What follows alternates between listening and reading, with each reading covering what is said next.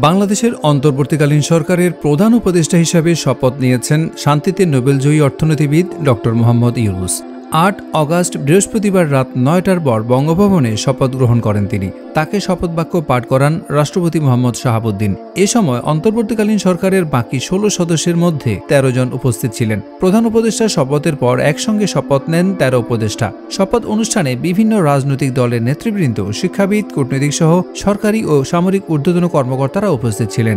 এদিকে উপদেষ্টা হওয়ার প্রস্তাব পেয়েও তা ফিরিয়ে দিয়েছেন ইসলামিক ব্যক্তিত্ব শায়খ আহমদুল্লাহ। এ বিষয়ে বৃহস্পতিবার রাতে নিজ ফেসবুক অ্যাকাউন্টে একটি পোস্ট দেন তিনি। পোস্টে অন্তর্বর্তীকালীন সরকারের সাফল্য কামনা করে তিনি লেখেন, নতুন বাংলাদেশ গড়ার স্বপ্ন নিয়ে অন্তর্বর্তীকালীন সরকারের যাত্রা শুরু হলো। আমি এই সরকারের সাফল্য কামনা করছি। তিনি আরও লেখেন, সর্বপ্রকার জুলুম, অরাজকতা, চাঁদাবাজি এবং অপশাসনের অবসান হোক। এদেশের সকল ধর্মের মানুষ ভালো ও নিরাপদ থাকুক। নতুন সরকারের কথায় ও কাজে সংখ্যাগরিষ্ঠ মানুষের বিশ্বাস ও মূল্যবোধের প্রতিফলন ঘটুক, এই প্রত্যাশা তাদের প্রতি। আলহামদুলিল্লাহ।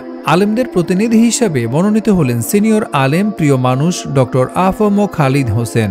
অভিনন্দন তাকে। মহান আল্লাহ তার কাজ সহজ করে দিন এবং তাকে সঠিক পথে পরিচালিত করুন, যোগ করেন তিনি।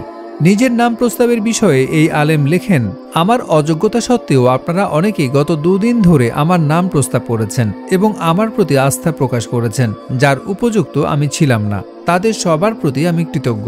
মহান আল্লাহ আপনাদের ভালোবাসা ও সুধারণার উত্তম বিনিময় দান করুন। তিনি আরও লেখেন, নতুন সরকারের কাছে মানুষের প্রত্যাশা অনেক বেশি। তার কতটুকু তারা পূরণ করতে পারবে সেটা সময় বলে দেবে। তবে দোয়া করি, প্রিয় মাতৃভূমি ভালো থাকুক, নিরাপদ থাকুক আমাদের জীবন, সম্পদ, দিন ও ঈমান। পোস্টের মন্তব্যের ঘরে আহমদুল্লাহ লেখেন, ছাত্রদের তরফ থেকে আমার সাথে যোগাযোগ করা হয়েছিল।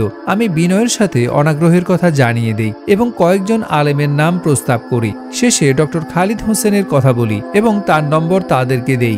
দেশের প্রায় সব ঘরানার উলামাগণ তাকে সাপোর্ট করেন। আল্লাহ তার কাজ যেন সহজ করে দেন। আমরা সবাই তার জন্য দোয়া করি। প্রিয় ডক্টর আফম খালিদ হোসেনকে অভিনন্দন।